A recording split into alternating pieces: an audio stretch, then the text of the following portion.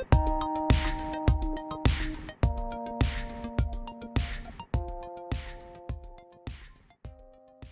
welcome. It's all. All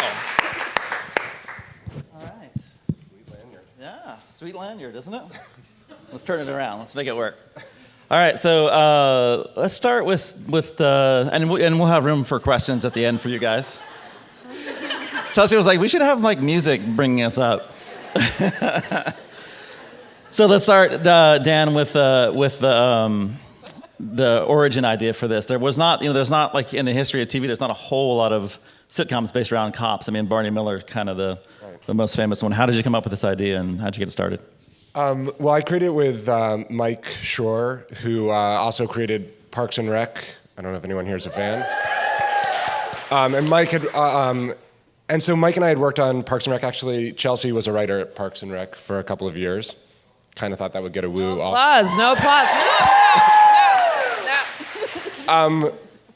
And we decided we wanted to create a show together, and we wanted to set it in a world where you could really have all sorts of different characters interacting, both as the regular cast, and they would interact with all sorts of interesting people.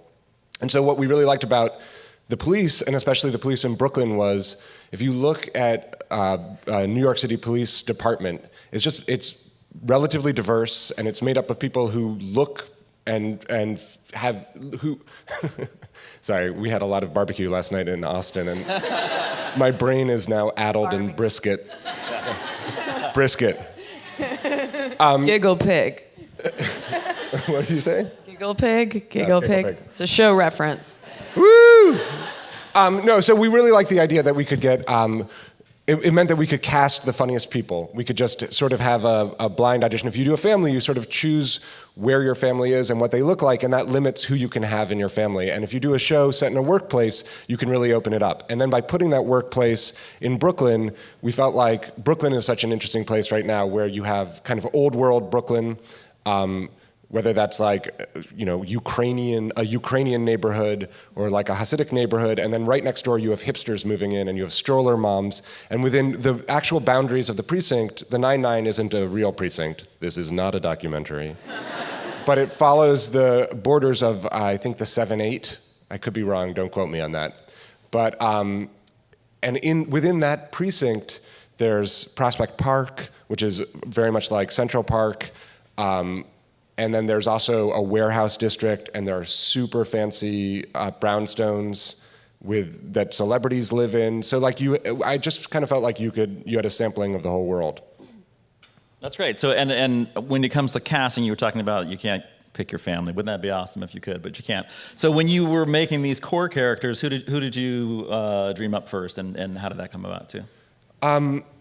Well. I was just thinking it'd be funny if you started with Scully. Yeah. We knew Scully had to be in it, and then that led to Hitchcock. Then you go to Andy Samberg. And for 2 years, we pitched Scully and Hitchcock. And somebody was like, you know what, maybe there should be other characters. No, we started with Andy's character. We didn't have, Andy wasn't on board at that time. He wasn't not on board. It wasn't, it's like, I will never work with them.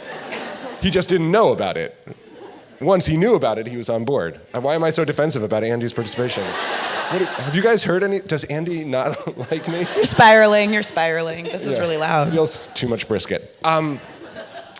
No, so we started with that character, and we had this Mike and I would get together every morning before Parks and Rec started, and we would sort of pitch on the character and the world and stuff. And we had this very long, detailed list of characteristics.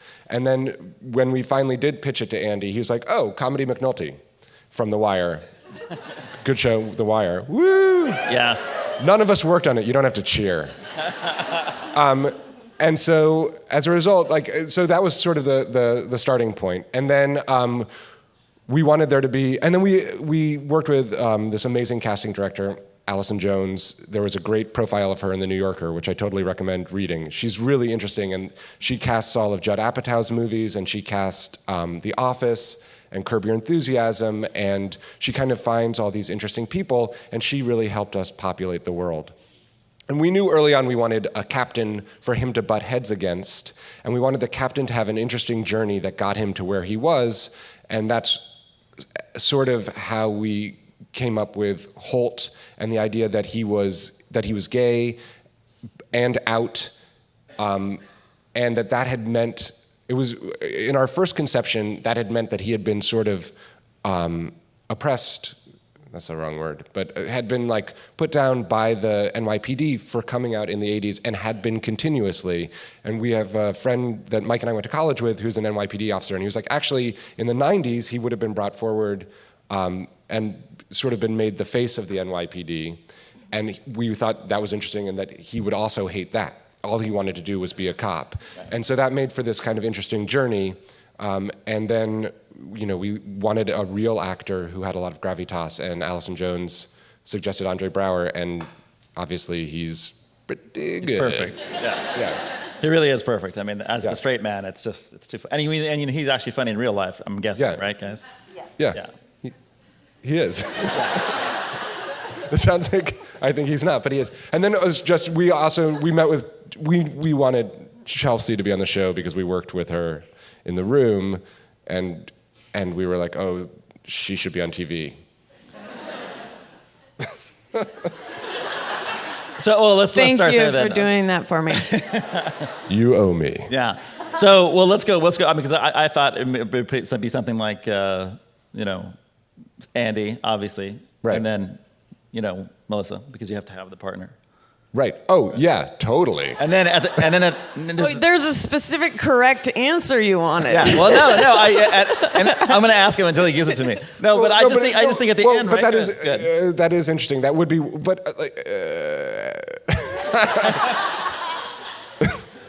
I'm having. If you just fell asleep right now. Brisket. Wish that like a Google Fiber goes into my brain and I can talk. We knew, obviously, that we wanted to have a funny, beautiful, challenging woman in the precinct who would be a counterpart to Andy. But also, we felt like there was a pitfall, potentially, in making a will they, won't they the founding principle of the show. And so I think it was always our intention, and we obviously chose two attractive people who are the same age, and from the very beginning we had them have flirty banter and stuff like that, but we really tried to let the chemistry develop on its own and the stories to move towards a will they, won't they, as opposed to starting it. So that's why I think sort of from the founding premise was really this kind of renegade cop and a by the book captain. Yeah. Well, we can circle back to that because there's definitely some questions about choosing relationships in comedy, and I know that some people don't think that's a good idea. Other people are for that, but it's a plot point. I hope everyone thinks it's a good idea. Larry David's not a fan of that, so that's is he not? No hugging, no learning, no relationships, that kind of thing. Well, yeah, that's. I mean, he knows what he's doing, so it's hard to argue with him. It's one of the best. Yeah. I wish he had told us that before we had the show. Well, since we're on it, let's just stay with it because you have a situation where you have a lot of people who are kind of coupled up in the show, and obviously on Parks and Recreation, they're not afraid to do that as well. So, right. What's the take as far as? Well, I do. I mean, I think there are different. Like the genre of sitcoms, I don't want to say is evolving because that implies that there's some that it's getting better, and I'm not saying that, but I think that the way people watch shows now is very different. And that, to some extent, also influences how much arc there can be in a show and how much your audience wants the characters to learn and change. I think that, when Seinfeld was on, obviously it's an amazing, perfect show. You'd watch it once a week. You wouldn't binge watch it. You wouldn't save 5 of them on your DVR. And it was like you dropped back into the world and you'd see them, and it was fun to see Kramer acting like Kramer and Seinfeld acting like Seinfeld and George acting like George. I know all of their names. And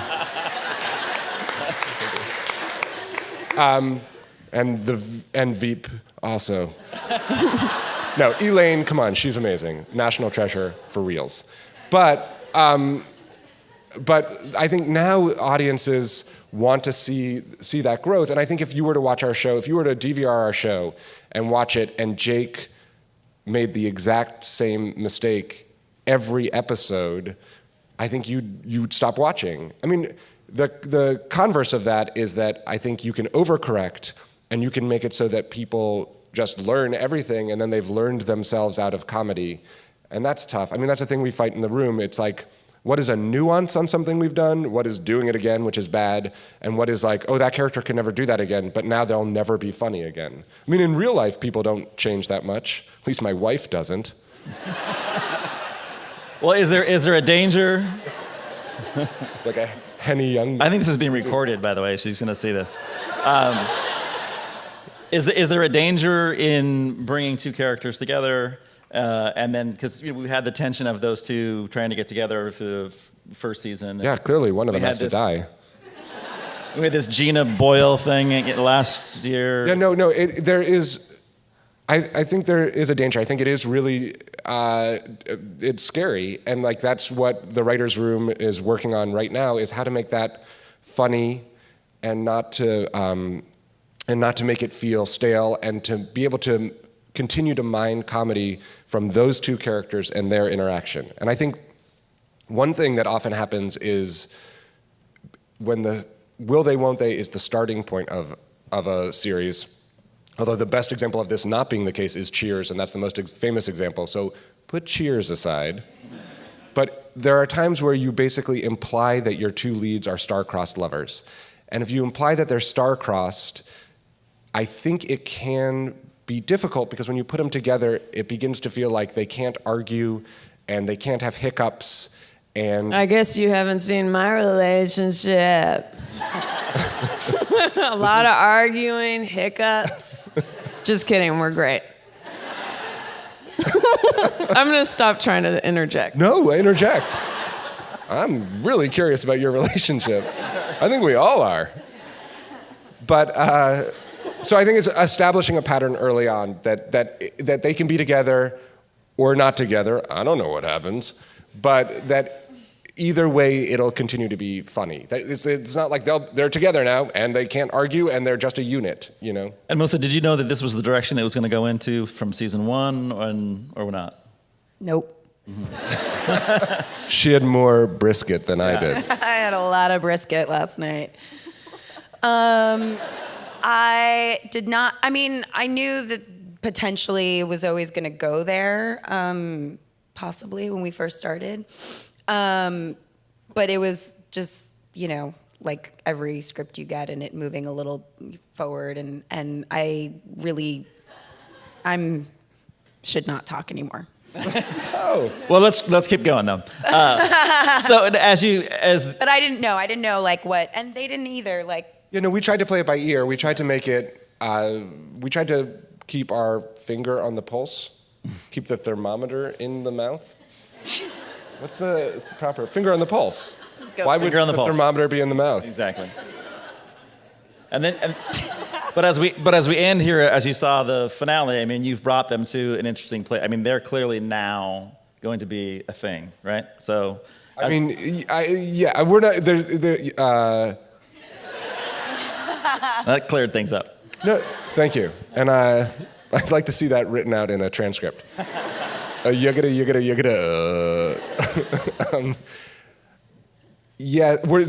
first episode will not be what we call a yank. It's not like we're going to ignore what happened, but I don't think, my only point is that it's not smooth sailing from here on out. They work together, they're different personalities, they kissed in a moment of trauma, and now they have to figure out sort of what's happening. And how do you, when you put things together, like when did you guys come up with the idea that the Gina and Boyle thing would happen? There's so much on-stage chemistry between the two of them. It was like, when won't it happen? No, well, Gina was always so hilariously cruel to Charles. And I don't remember, it was a few weeks beforehand, but it was immediately our favorite part of that finale. I mean, it was just so fun to think of them waking up and sleeping together. And then we also knew, as soon as it was pitched, it was like, oh, and then in the premiere, they'll also wake up in bed screaming. And then then for a while it was gonna end every episode. We're like, we can't do that. And then it was our and with that also, like, we wanted to make it clear they're not star-crossed lovers, that, we weren't going to try and, like, squeeze out a loving, healthy adult relationship. Yeah. Well, and Chelsea, when we talked about the casting early on, it's got to be the best job. I mean, because, like, what does Gina do? I genuinely do a lot of texting. I swapped my real phone in for the prop phone. And because our computers are not active, at least not yet. Nope. Get internet on the computers. Because apparently the office, they had computers that weren't active, and then they eventually put them on, and everyone just did online shopping all day. So that's what I'm hoping we're working towards. But yeah, no, it is a great job, and I loved it because she's eccentric, and rather than I don't know why I used to get like a lot of auditions for things that were mean, and she has that mean streak at times, but I think she's also like silly and eccentric, and I like being able to have more layers than just like a mean girl or a pretty sweet girl. Like, I feel like there's two roles in Hollywood, and so it's fun to be someone who's marching to the beat of their own drummer, so to speak. A lot of colloquialisms up here today. Well, when the show gets put together, and that's kind of what I was getting, when you're building this from scratch and you're creating these characters that are not your family, and you obviously Amy and Jake and Holt are there, and Gina seems like it's a character that you can just, because Chelsea's so funny, you can throw her in there and say, okay, we'll just let her write her own lines, or we'll write her lines, and she just has to be. I write all my own lines.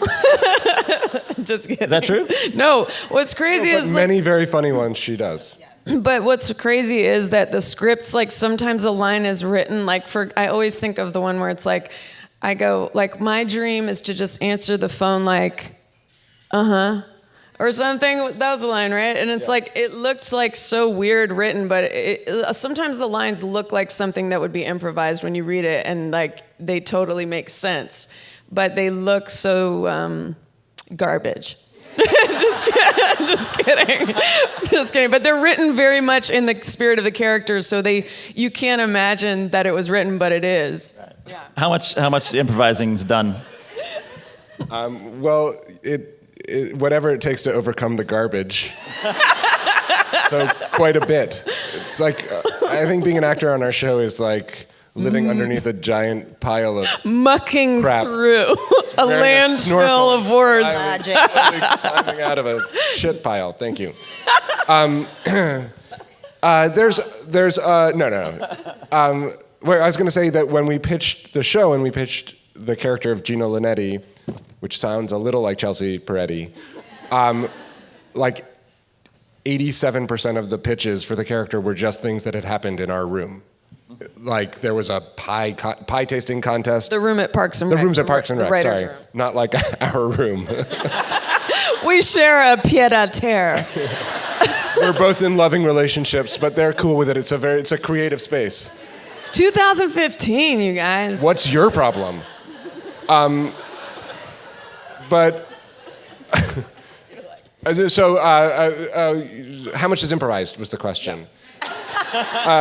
You should really get us to stick to the questions more. Now it's my fault. I would say, if I had to give it a percentage, 17. All right, good. That's good. But I would say that basically what happens is we write all the scenes. That's just like the most obvious things. In a thing we call a script.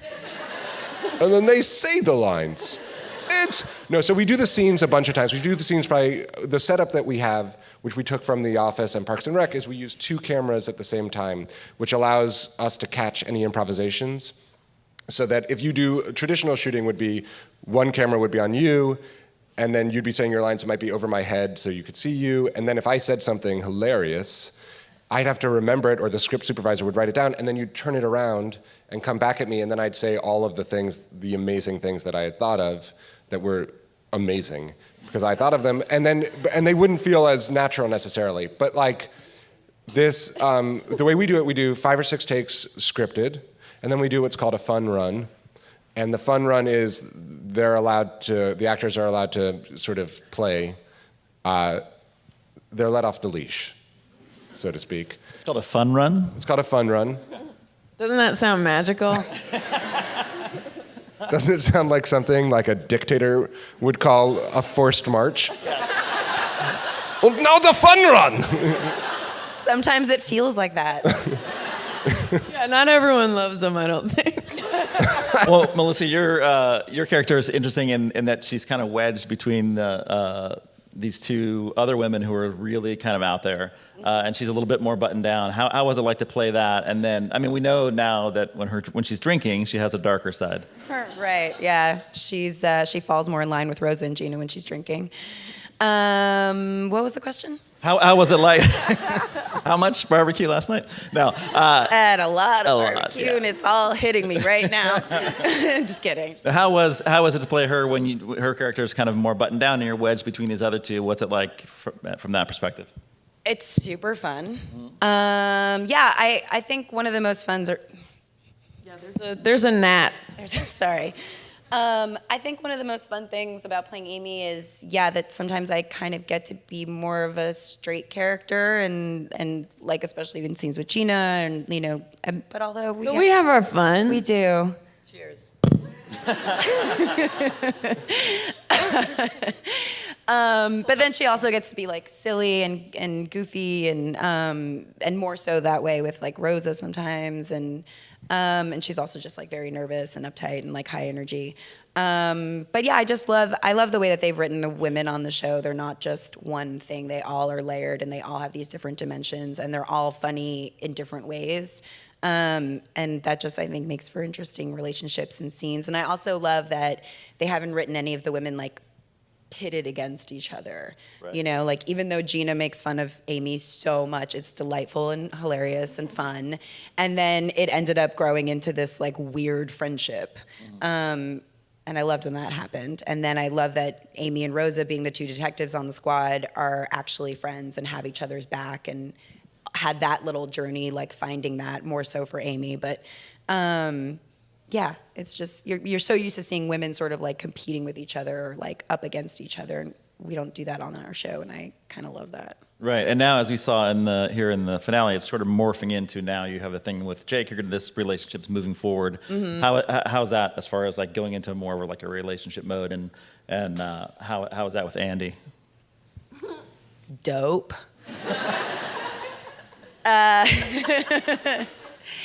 Yeah, there was, as they were like progressing the relationship in season 2, there was nervousness for me personally of like, how are they going to do it? Like now this feels like this is going to happen. I don't know if it's going to happen in the finale or if they're going to save it for season 3.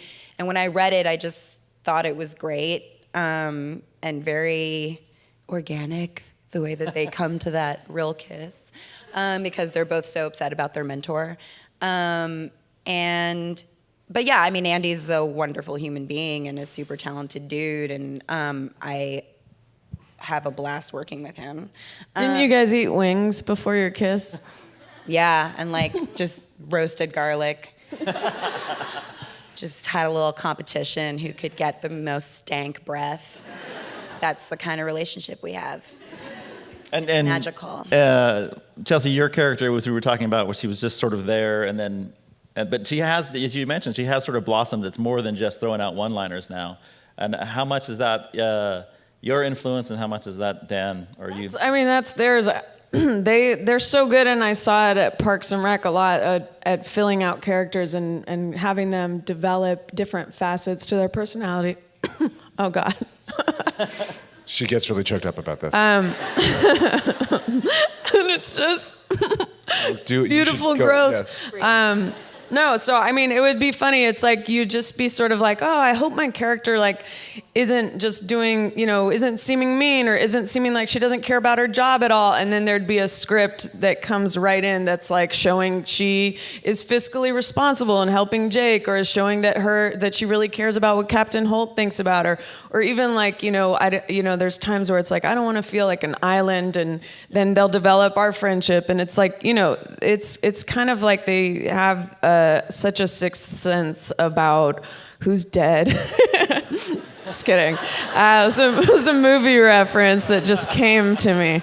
But They really know when to deepen things, and they're so good at moving around throughout the cast and dividing that up. There's so much written now about television shows immediately after every episode that I think there is just like a kind of a lack of patience, and I think as a result, like it was always our intention for Gina to be a well-rounded character, but I think that we have a lot of characters, and I think it takes time. It just takes time to fill everyone out and to give everyone a story that kind of shows how dimensionalized they can be. And I think to me the sort of turning point story for it was when Gina hires the IT guy. Do you remember that story? Mm-hmm. And good. Because otherwise your brain would be broken. Yeah, no. Because you were in it. We're worried about our brains. We're worried that our brains aren't working. But another key thing to it, and this was Mike Schur's pitch, was that Captain Holt really believed in her.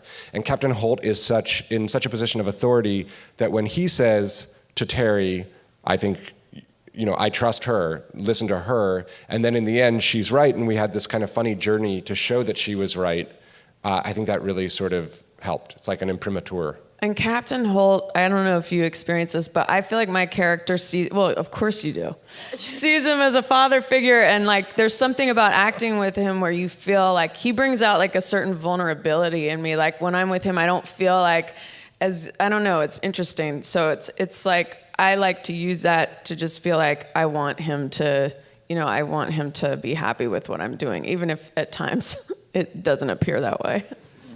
And as we talk about these roles, how are you writing for them specifically as actresses? Like how? Yeah. I have a wig that looks like Melissa's. And I wear like a dress that looks vaguely. It's like Castaway. Well, I don't know how to answer that question, I guess. Well, let's put it this way. Are there other actors in the cast where you're like, is there personalities influencing how you're writing their characters as you evolve into second and third seasons? You mean their human personalities as opposed to their character personalities? Right. They're human personalities, yes. I don't care about them as people. They are puppets. And if Google could develop some kind of animatron that could say my goddamn words and not call them garbage, then so help me God, I would replace them. No, the way, yeah, definitely. I mean, we're not monsters, so interacting with them, you can't help but take some of that internalize some of that. We already lost 2 people. Oh. It's crazy, man. We're walking up. Tough game. Yeah, tough game. Yeah. Austin's tough, man. Austin's tough. I thought this was going well. Yeah, no, so their personalities are definitely a part of it. And also we have a really great writer's room, and all of the writers, have opinions and stuff, and things get bandied about, and then at the end of the day, hopefully you have stuff in their voice. I mean, it's funny, it's like when we do a final pass and I'll sit at the keyboard and I'm typing, and like exactly like that. that. But I'll do everyone's voice. I don't think I really do the lady's voice, but I'll do like a horrible Terry impression, and then I'll do like a Captain Holt impression. It's like you can't help it. I think every writer's room is like that. Well, it's it's interesting because now that we're heading into the third season, and oh my God, what the hell, ladies? Sorry. Come on. What was it?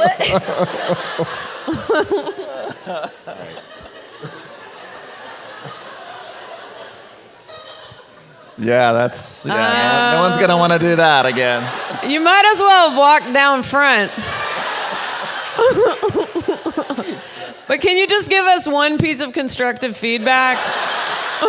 Do you have notes? But of what? Of people you love more. Oh my goodness! Thank you. No, we appreciate We're it. Thank you. 100% We don't joking. need to. They deserve a round of applause. Yes, thank you for leaving. Younger. If anyone else leaves, you get that treatment. No one's gonna leave. Trust me. That's kind of nice. They were here for an hour. Yeah, no, that's Yeah. That is We're lining up. No. But as as you look at, you're going into the third season now, and as you talked briefly about, Dan, how the shows kind of evolve and they get, personalities grow, was very true on Parks, how all the, I don't want to say smaller players, but their roles developed. But you can look at a show, and you guys saw this, where you see people like Scully and Hitchcock, which if you, not to be critical, but they're kind of the bottom rung of the actors who get lines. I'm going to tell him you said that. Okay, good. I mean, whoa! But don't you feel like, oh, I don't want to interrupt. No, but I think that's good though, because whereas they were just sort of early on byproducts, now they all have personalities. You're saying they've climbed out of the muck and pulled themselves up into the bottommost rung. No, look, I love them. I think they're amazing. They're so funny. And I have to say, like, a temptation and a shortcut in the writer's room is just to give them every joke. Right. Because they're joke machines and they're joke characters. And even as human beings in real life, they're kind of jokes. I'm kidding. They're wonderful people. Really, I'm gonna tell him you said that, Sam. Yeah. He said it. No, but the thing is, like, and I think over time we will definitely continue to develop their characters, and you'll see storylines with them. Like we did a couple of storylines with them where they weren't just sort of sitting in the background. We have this kind of dream that this season they have like a blood feud develops between the two of them. It's just we have a lot of characters, and so it's already difficult to give everybody enough time. But that's kind of where we're getting at. If you look at the organic nature of it and how it goes, it's kind of as a fan, as you're watching it, and certainly as a critic, when I'm looking at it, it's nice to know that people were kind of get fleshed out, and like you start to see little trends. Like, and I don't know if this is even true, but it seemed to me as I was starting to watch the season that everybody kept giving Scully just the yes line, like he just says yes to certain things in a really creepy way. Oh yeah, like that was Hitchcock, thing. I think. It was Hitchcock, right? Yeah. Sorry. Yeah, we take a lot of stuff that they do. They are the hardest working actors in show business. Like in every shot. Too late for this. You guys already insulted them. No, but like if you go back to season 1 and buy the DVDs, which I would, buy them for your friends. It's wonderful stocking stuffer. Fits right in.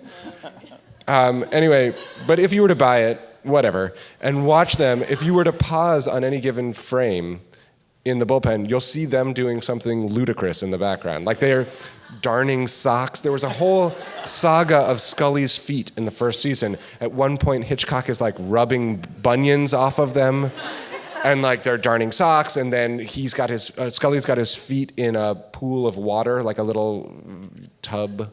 Foot bath. Oops. It's all right. It's okay. It's okay. Someone from Google will come get that. Did you guys? Go ahead. No. They bring in like their own props. They think of ideas of stuff they want to do. They'll be building things. They're always like deep into a world. And I have to say, like when I watch the show, they crack me up so hard. Like I love the whole confidence. Like a loser with confidence is such a good comedy game. Like when they're just like trying to get Captain Holden on their pyramid scheme or whatever it was, the boat thing, and they're just like it's so funny to me. Like the kind of swagger that they have always makes me laugh really hard. Sorry. There's also a funny thing where like Scully and Hitchcock are clearly best friends in Hitchcock's eyes, but Scully thinks that Jake is his best friend. And on a number of occasions in a number of episodes, he'll make reference to that, and the hurt on Hitchcock's face is so funny to me. Are you guys bringing anything like that to the set and to your roles? Like, phone cases. Mm-hmm. I did select this phone case, hoping to upgrade to a 6 on Fox's dime. Yeah, we'll see if it's doable. I don't know. Have you brought in any? Melissa? Nope. And did you both just quickly audition for that actual role you got, or would you try for something else? I initially auditioned for the part that is now Rosa. And me and Andy were like playing around in the audition. We went to elementary school together, and we were like playing around. And the note I got, but you never know because everyone lies to you in Hollywood, was that I didn't seem like a cop. And so then I think it evolved from there into Gina Linetti. Yeah. Melissa? I auditioned and tested for Amy. For Amy, yeah, right. From the beginning. And is there anybody else, male or female, on the set you're looking at? You're like, that's a role I would have loved to have been that one. Well, I do love, like, it's fun, like, Andy and Joe, all the buddy behavior. They get to do so much comedy, physical comedy, and, like, high stakes action stuff. So I guess like, you know, as a girl, you want to get to do stuff like that. Yeah, I do get a little jealous of like the action stuff that you do. You And get to like do action stuff. Great. I know, but like not as much, Dan. I mean, I just saying like feminism is important. I mean, I'm just.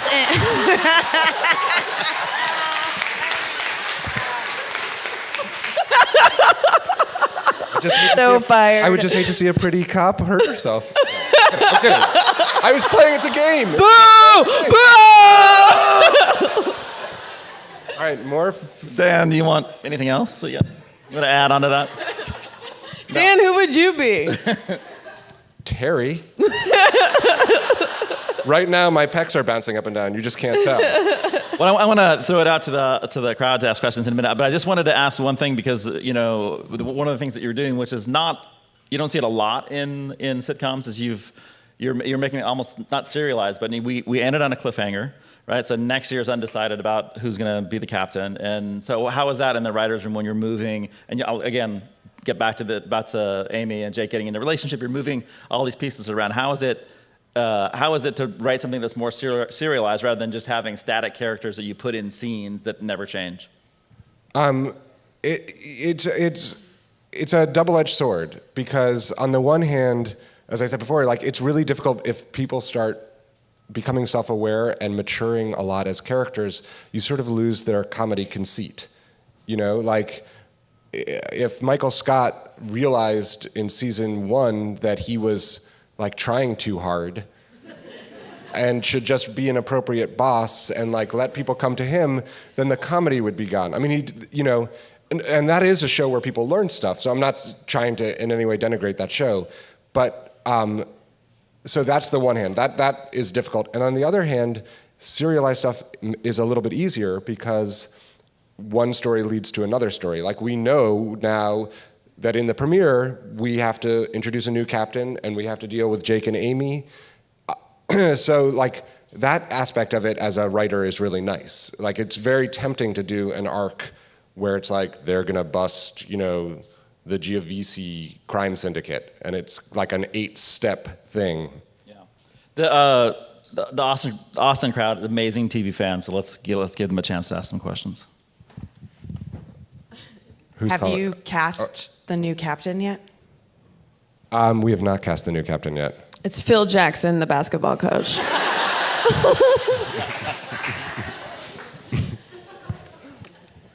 Thank you.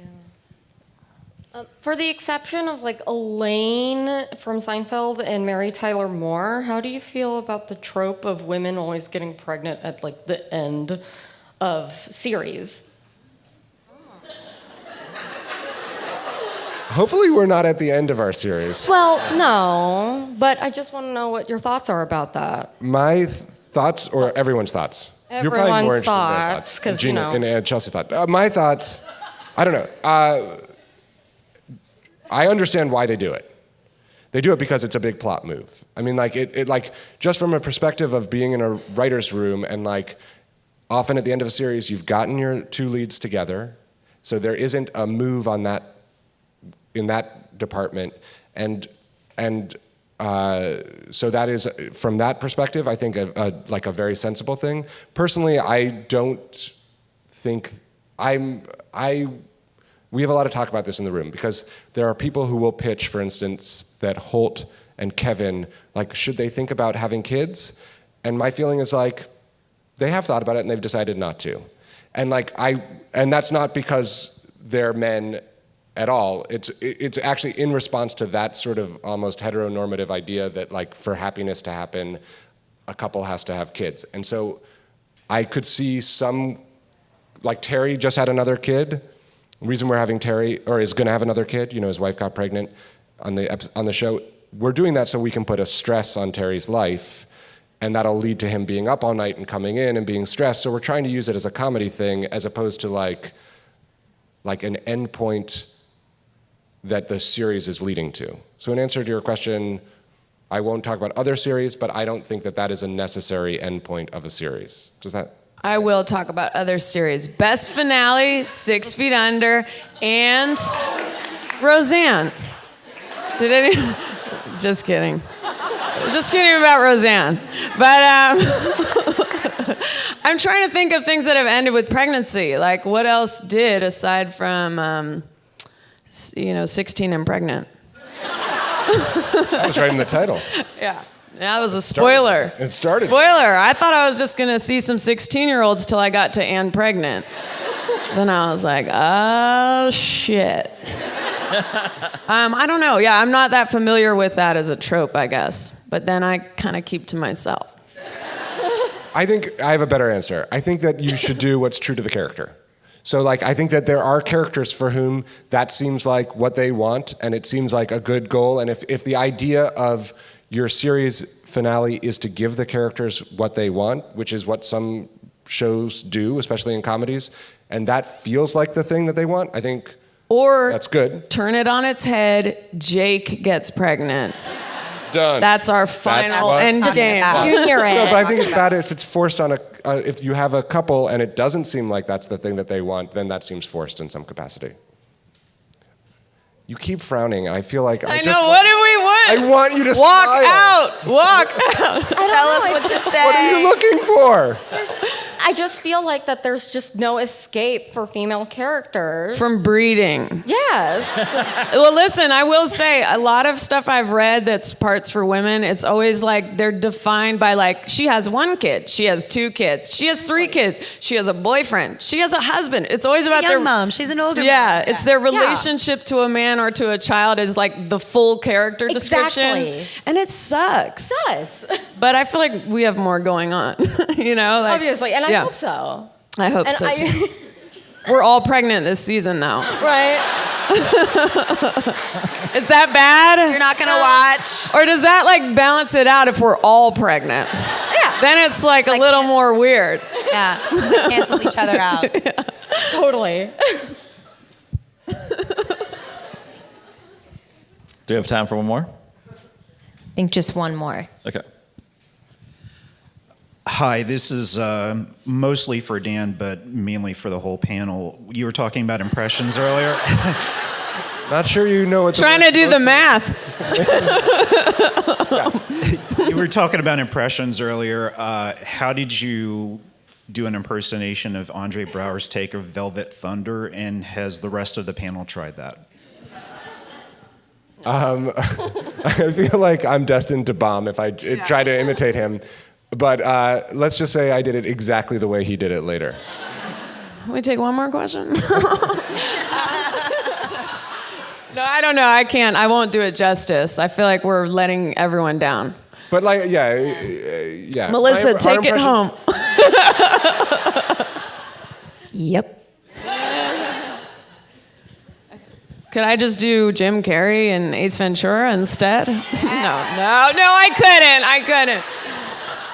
All right, everybody, thank you for coming out for this panel, and just give it up. Thank you.